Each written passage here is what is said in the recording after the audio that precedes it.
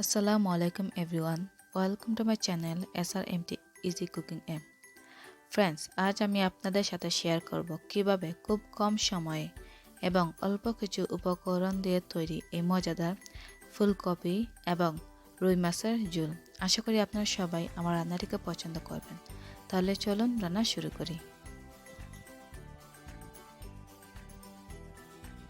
আমাদের যা যা উপকরণ প্রয়োজন তা হলো দুটি পেঁয়াজ কুচি, ফুলকপি, গ্রিন চিলি, রুই মাছ। এইবার আমি নিয়ে নেব 1.5 টেবিলস্পুন করে মরিচ গুঁড়ো, ধনিয়া গুঁড়ো এবং হলুদ গুঁড়ো।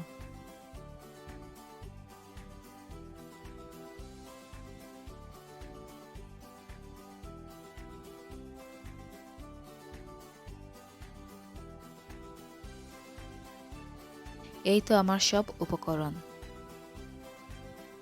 এইবার চুলায় পাত্র বসিয়ে আমি তেল গরম করে পেঁয়াজ দিয়ে দেব। তারপর একটু লবণ দিয়ে এটাকে আমি ভালোভাবে মিক্স করে নিয়ে নেব। তারপর একটি ঢাকনা দিয়ে এটাকে আমি ঢেকে রেখে দেব। তারপর পেঁয়াজে ভালোভাবে ভেজে এটার মধ্যে আমি অল্প কিছু পানি দিয়ে দেব।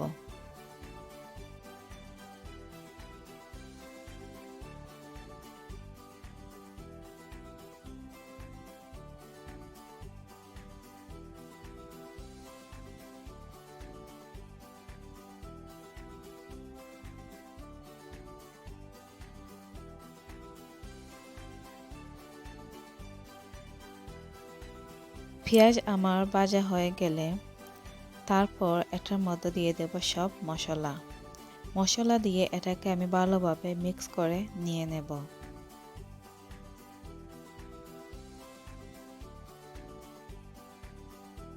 তারপর ঢাকনা দিয়ে ডেকে এটাকে কিছুক্ষণ আমি ভেজে নেব।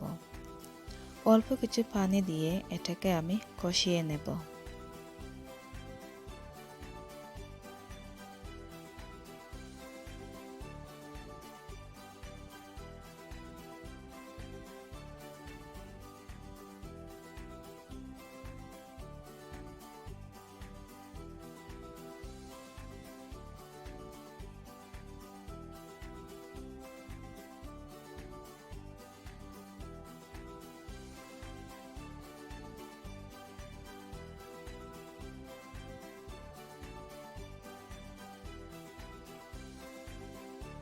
মশলা কষানো হয়ে গেলে তারপর আমি দিয়ে দেব ফুলকপি।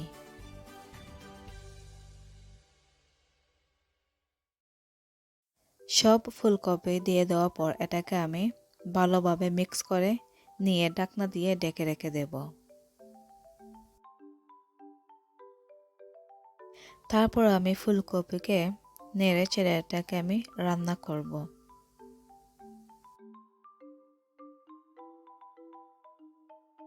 ভালোভাবে মিক্স করে নেওয়ার পর এটাকে আমি আবার ঢাকনা দিয়ে ঢেকে রেখে দেব সেদ্ধ হওয়ার জন্য।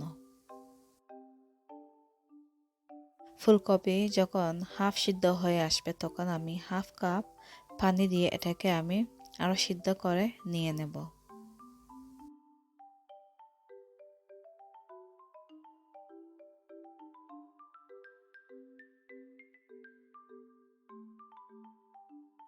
যখন ফুলকপি সিদ্ধ হয়ে আসবে তখন আমি দিয়ে দেব মাছ দেওয়ার পর আমি 1 কাপ পানি দিয়ে দেব। তারপর এটাকে আমি ভালোভাবে নেড়ে ঢাকনা দিয়ে ঢেকে রেখে দেব 10 থেকে 15 মিনিট। 10 থেকে 15 মিনিট রান্না করার পর তারপর আমি দিয়ে দেব গ্রিন চিলি এবং ধনেপাতা কুচি। তারপর এটাকে আমি ঢেকে রেখে দেব এবং ভুলে যাবেন না লবণ দিতে।